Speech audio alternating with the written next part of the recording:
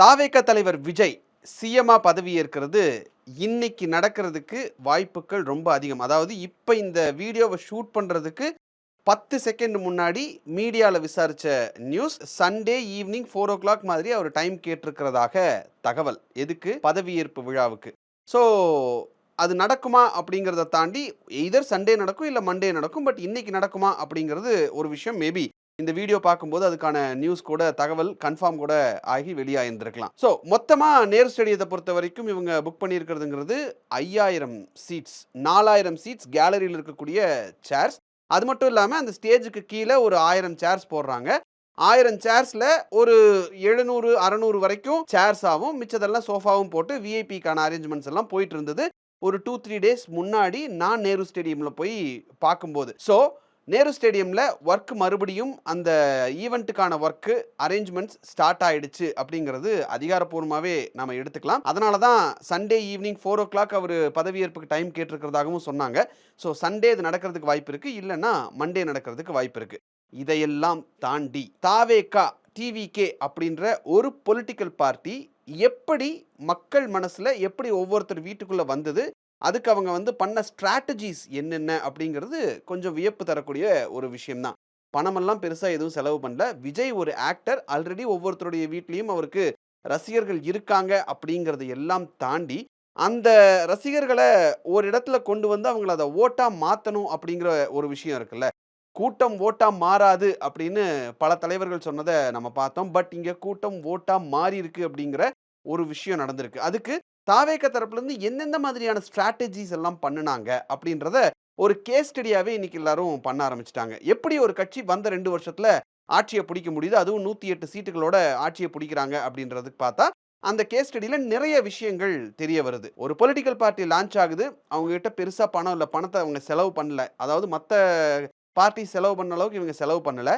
TV ads எதுவும் கொடுக்கல, பெரிய பட்ஜெட் அதுக்கு ஒதுக்கல. மேபி ஆன்லைன் ஆட்ஸ் கூட எனக்கு தாவேகாவோடது பார்த்த மாதிரி தெரியல. திமுக அது பார்த்தோம், அதிமுக அது பார்த்தோம். டிவிக்கு எது ஆன்லைன் ஆட்ஸ் கூட பார்த்த மாதிரி தெரியல. ஆனால் தமிழ்நாடு ஃபுல்லாக டிவிகேவை பற்றி விஜயை பற்றி பேசுகிறாங்க. அதுக்கு சோஷியல் மீடியா ஃப்ளட்டிங் அப்படிங்கிறது ரொம்ப முக்கியமான விஷயமா இருக்குது. ஸோ டிவிகே செஞ்ச முக்கியமான ஸ்ட்ராட்டஜிஸ் என்ன, அது எப்படி அவங்க இங்கே கொண்டு வந்து உட்கார வச்சிருக்கு அப்படிங்கிறத நான் இப்போ உங்களுக்கு சொல்கிறேன். வணக்கம் நேர்களே.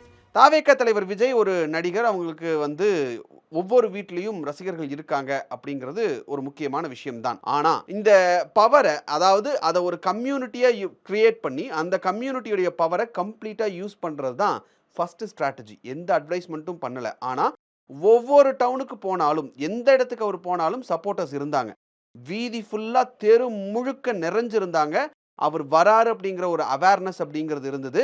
விஜயை பார்க்கணுங்கிற ஆசையில் ஒருத்தர் 10 பேர்கிட்ட சொல்கிறார், 10 பேர் 100 பேர்கிட்ட சொல்கிறாங்கன்னு இந்த மாதிரி ஒவ்வொருத்தராக man to man communication, mouth to mouth communication தான் அதிகமாக நடந்திருக்கு. ஸோ பெய்டு அட்வர்டைஸ்மெண்ட்டை விட ட்ரஸ்டட் மெசஞ்சர், அதாவது இப்போது ஜொமேட்டோ கோடி கணக்கில் செலவு பண்ணி அட்வர்டைஸ்மெண்ட் பண்ணுறாங்க. ஆனால் என் ஃப்ரெண்டு ஜொமேட்டோவில் இந்த கடை நல்லா இருக்குன்னு சொன்னால் நான் ட்ரை பண்ணுவேன். இந்த ஸ்ட்ராட்டஜியை ஃபஸ்ட் அவங்க யூஸ் பண்ணியிருக்காங்க. ரெண்டாவது ஸ்ட்ராட்டஜி என்ன அப்படின்னா, இளைஞர்கள், அது மட்டும் இல்லாமல் டிஜிட்டல் பவரை யூஸ் பண்ணி யூஜிசின்னு சொல்லுவாங்க, அதாவது யூசர் ஜென்ரேட்டட் கண்டென்ட், அதை அதிகமாக கிரியேட் பண்ணுறதுக்கு என்ன தேவையோ அதை பண்ணியிருக்காங்க. டிவிகேவோட ரேலி நடந்தது. அடுத்த நிமிஷம் இன்ஸ்டாகிராமில் ரீல்ஸு, ட்விட்டரில் ட்ரெண்டிங், வாட்ஸ்அப்பில் ஃபார்வர்ட்ஸ், யூடியூப்பில் கிளிப்ஸ் அண்ட் வீடியோஸ்னு கண்டினியூஸாக சோஷியல் மீடியா ஃபுல்லாக விஜயோட வீடியோஸ் அண்ட் ஃபோட்டோஸ் ஃப்ளட் ஆச்சு. அஃபீஷியல் கண்டென்ட் இல்லாமல் அன்அஃபீஷியலாக சாமானிய மக்கள் எடுத்து போடக்கூடிய ஃபுட்டேஜஸும் பயங்கரமாக ஃப்ளட் ஆச்சு. பெய்டு டீம் பண்ணலை, ஒரு ஆர்மி ஆஃப் கண்டென்ட் கிரியேட்டர்ஸ் பண்ணியிருக்காங்க. அவங்க எல்லாம் சாமானிய மக்கள். இதை தான் நம்ம யூசர் ஜென்ரேட்டட் கண்டென்ட் அப்படின்னு சொல்லுவோம். ஸோ அஃபிஷியலாக ஒரு ஆட் போட்டு நாங்கள் பெஸ்ட் அப்படின்னு ஒரு நிறுவனமோ இல்லை ஒரு பிராண்டோ சொல்கிறது, அது அந்த கம்பெனி சொல்கிறது, அதை எல்லாரும் நம்புவாங்களான்னு தெரியாது. ஆனால் இந்த யூசர் ஜென்ரேட்டட் கண்டென்ட்டில் எத்தனை பேர்த்துக்கு பிடிச்சிருந்தா அவங்களே வீடியோ எடுத்து போட்டிருப்பாங்க அப்படிங்கிற ஒரு தாட் அதை பார்க்கக்கூடியவங்களுக்கும் வரணும் அப்படின்ற ஒரு விஷயம் தான் இதில் நடந்திருக்கு. ஏன்னா அது அட்வர்டைஸ்மெண்ட் கிடையாது, அந்த இடத்துல நின்று ஒரு ரியல் பர்சன் எடுத்து கொடுத்துருக்கக்கூடிய ஒரு வீடியோ, அவங்களுடைய தாட்ஸ் அவங்க ஷேர் பண்ணியிருந்தாங்க. மூணாவது விஷயம் ஃபேமிலி இன்ஃப்ளூயன்ஸ். டிவி அட்வர்டைஸ்மெண்ட் அவங்க எதுவும் போடலை. வேற டிவி அட்வர்டைஸ்மெண்ட் போட்டிருந்தா நம்ம ஸ்கிப் பண்ணியிருக்கலாம். இன்ஸ்டாகிராமில் ஆட் வந்திருந்தா நம்ம ஸ்க்ரால் பண்ணிட்டு போயிருக்கலாம். ஆனால் ஒரு ஃபேமிலியில் அப்பாவோ பொண்ணோ உட்காந்து சாப்பிட்ற இடத்துல விஜயை பற்றி பேசுகிறாங்க. அந்த ஃபேமிலியில் இருக்கக்கூடிய அம்மா பசங்க கிட்டேயோ இல்லை அவங்க ஹஸ்பண்ட்டையோ விஜயை பற்றி பேசுகிறாங்க. இது விஜய்க்கு ஓட்டு போடணும் அப்படின்ற ஒரு தாட் இல்லாதவங்களுக்கு கூட விஜய்க்கு ஓட்டு போட்டு பார்க்கலாமே அப்படின்ற ஒரு இன்டென்ஷனை கிரியேட் பண்ணுது அப்படின்னு தான் அந்த கேஸ் ஸ்டடி சொல்லுது. அடுத்தது கிரவுட் சைக்காலஜியை நல்லா யூஸ் பண்ணியிருக்காங்க அப்படின்னு சொல்கிறாங்க. அது என்ன அப்படின்னா, ஃபஸ்ட்டு ரேலியில் ஒரு சில 1000 பேர் இருந்தாங்க. அதுக்கப்புறம் மக்கள் வெளியில் இருக்கக்கூடியவங்களாம் என்னதான் நடக்குது, ஏன் இவ்வளோ பேர் போகிறாங்க, நானும் போய் பார்க்கணும் அப்படின்ற ஒரு கியூரியாசிட்டி அது கிரியேட் பண்ணுது. அடுத்த ரேலியில் லட்சக்கணக்கான மக்கள் வராங்க. க்ரௌடு பயங்கரமாக அட்ராக்ட் ஆகுது. இது எப்படி நடக்குது அப்படின்னா, பேசிக்காக ஹியூமன் பிரெயினில் வந்து that is how it is designed அப்படின்னு சொல்கிறாங்க.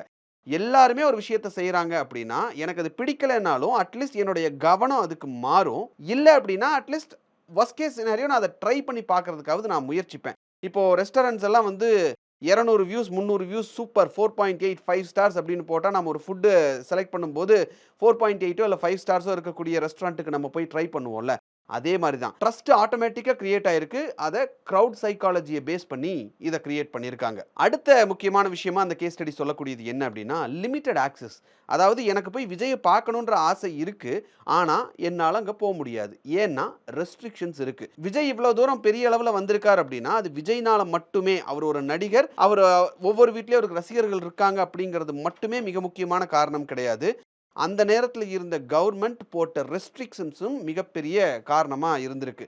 நிறைய பெர்மிஷன்ஸ் வந்து கொடுக்க மாட்டேன்னு டினை பண்ணாங்க.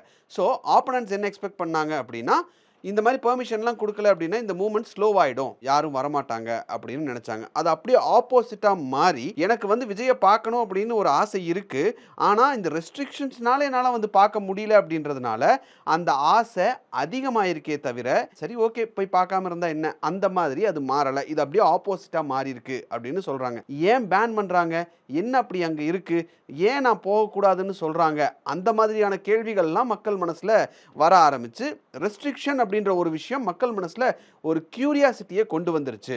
ஸோ அந்த ஆசை தான் ஆக்ஷனாக மாறி கம்ப்ளீட்டாக அது ஓட்டாக மாறி இருக்கு அப்படின்றத முக்கியமான ஒரு பாயிண்ட்டாக சொல்கிறாங்க. இப்போது இந்த லிமிட்டட் எடிஷன்லாம் கொடுப்பாங்கல்ல, ஆப்பிள் OnePlus ஃபோன்லாம் வந்து லிமிட்டட் எடிஷன். இப்போ ஃபார் எக்ஸாம்பிள் மஹிந்திரா அவங்களோட எலக்ட்ரிக் கார் வந்து ஒரு லிமிட்டட் எடிஷன் கொடுத்தாங்க, பேட்மேன் எடிஷன் அப்படின்னு சொல்லி. அந்த மாதிரி ஒரு லிமிட்டட் எடிஷன் கொண்டு வரும்போது மக்கள்கிட்ட கியூரியாசிட்டியை அது கிரியேட் பண்ணும். அந்த விஷயம்தான் இங்கேயும் நடந்திருக்கு அப்படிங்கிறது தான் இந்த கேஸ் ஸ்டடி சொல்லக்கூடிய இன்னொரு முக்கியமான விஷயம். அடுத்தது தாவேகா தரப்புலேருந்து குறிப்பாக அவங்க பண்ணியிருக்கிறது வந்து கல்ச்சரை பிராண்ட் பண்ணியிருக்காங்க. ஒரு நேட்டிவிட்டி ஃபீல்.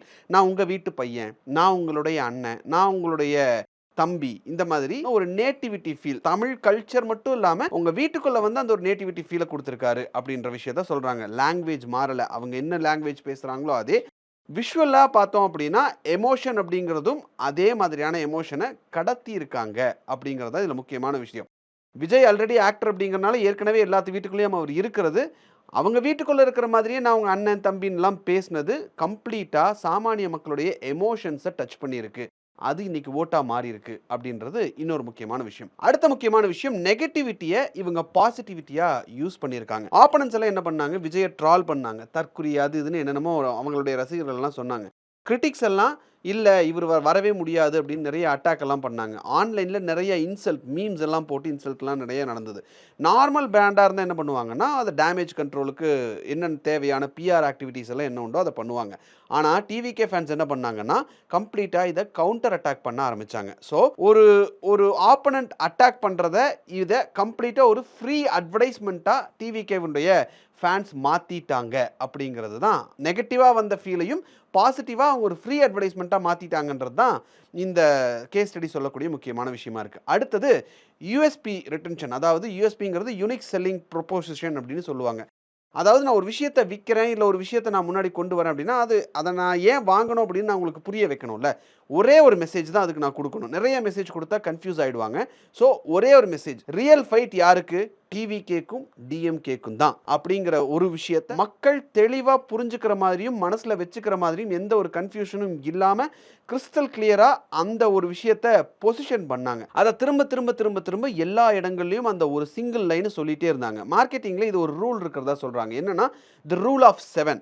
அதாவது ஒரு ஆவரேஜ் பர்சன் ஒரு மெசேஜை 7 முறைக்கு மேலே கேட்டுக்கிட்டோ இல்லை பார்த்துக்கிட்டோ இருந்தால் ஆட்டோமேட்டிக்காக அது பிரெயினில் ரெஜிஸ்டர் ஆகும். அந்த பிரெயின்ல ரெஜிஸ்டர் ஆன இமேஜஸோ அல்லது அந்த தாட்ஸை வச்சோ உங்களுடைய ஆக்டிவிட்டீஸ் டிசைன் ஆகும் அப்படிங்கிறது அந்த ரூல் ஆஃப் 7 சொல்லக்கூடிய முக்கியமான விஷயம். அதுக்கு அடுத்தது music and emotional memory. Vijay வந்து டிவிகேக்கான அந்த தீம் சாங்ஸ் ரேலியில் ப்ளே பண்ணாங்க, வாட்ஸ்அப்பில் ப்ளே பண்ணாங்க, ஃபேஸ்புக் ரீல்ஸ்னு எல்லா பக்கமும் அந்த தீம் சாங்ஸ் போயிட்டு இருந்தது. ஸோ அந்த பாட்டை கேட்கும் போதெல்லாம் ஆட்டோமேட்டிக்காக டிவிகே வந்து ஞாபகத்துக்கு வரும்.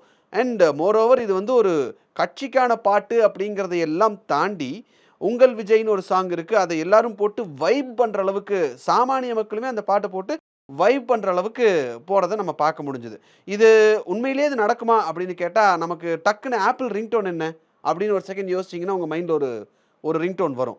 பிபிஎம் மெசேஜ் டோன், அதாவது பிளாக்பெரியோட மெசேஜ் டோன் என்ன அப்படின்னு 90s 2000ஸ்லாம் பிறந்தவங்க பிளாக்பெரி யூஸ் பண்ணியிருந்தீங்கன்னா அந்த மெசேஜ் டோன் என்னென்னா டக்குன்னு உங்கள் ஞாபகத்துக்கு வரும். 80ஸ்லலாம் பிறந்தவங்களுக்கு 80s 90ஸ்ல பிறந்தவங்களுக்கு மைக்ரோசாஃப்டோட சிஸ்டத்தை நீங்கள் ஆன் பண்ணிங்கன்னா ஒரு சவுண்ட் வரும், அந்த மியூசிக். அந்த சவுண்டு உங்களுக்கு ஞாபகம் இருக்கா அப்படின்றது. இந்த மாதிரி ஏர்டெல்லுடைய ரிங்டோன்னு நம்ம லைனாக சொல்லிகிட்டே போகலாம். ஸோ மென்டலாக அந்த ஒரு ரிங்டோனோ இல்லை ஒரு மியூசிக்கையோ அவங்க மனசுக்குள்ளே ஏற்றிட்டாங்க. ஸோ இந்த மாதிரியான விஷயங்கள் எல்லாமே ஒரு பிராண்டுக்கு தேவையான விஷயங்களை ரொம்ப கவனமாக பண்ணியிருக்காங்க. ஸோ விஜய் ஒரு ஆக்டர், எல்லா வீட்லேயும் அவருக்கு ஃபேன்ஸ் இருக்காங்க அப்படின்றத தாண்டி இது கம்ப்ளீட்லி ஸ்ட்ராட்டஜிக்கலி பிளான்ட். நெகட்டிவாக எத்தனை விஷயம் நடந்தாலும் அதையும் ஸ்ட்ராட்டஜிக்கலாக பிளான் பண்ணி பாசிட்டிவாக மாற்றிருக்காங்க. இல்லை இதை நான் நம்புற மாதிரி இல்லை அப்படின்னு நீங்கள் நினச்சிங்கன்னா நெகட்டிவாக நடந்த எல்லா விஷயமும் ஆக்சுவலாக விஜய்க்கு பாசிட்டிவாக ஆட்டோமேட்டிக்காக மாறி இருக்கு அப்படின்றது தான் இதிலிருந்து நம்ம புரிஞ்சுக்க வேண்டிய விஷயமா இருக்குது. ஸோ விஜய் சிஎம்மா பதவி ஏற்கிறது அப்படின்றது 2 வருஷத்தில் ஒரு கட்சி வந்தோடனே ஒருத்தர் சிஎம்மா மாறுறாரு, 108 சீட் வாங்குறாரு அப்படின்னா அதுக்கு பின்னாடி இத்தனை ஸ்ட்ராட்டஜிஸ் அவங்களே டிசைன் பண்ணதாக இருக்கலாம், இல்லை எதேர்ச்சியாக நடந்ததாக கூட இருக்கலாம். இந்த வீடியோ உங்களுக்கு பிடிச்சிருந்தது, இந்த வீடியோ இன்ஃபர்மேட்டிவாக இருக்குது அப்படின்னு நீங்கள் நினச்சிருந்தீங்கன்னா இந்த வீடியோவை லைக் பண்ணுங்கள், ஷேர் பண்ணுங்கள், கமெண்ட் பண்ணுங்கள், சப்ஸ்கிரைப் பண்ணுங்கள். தேங்க்யூ.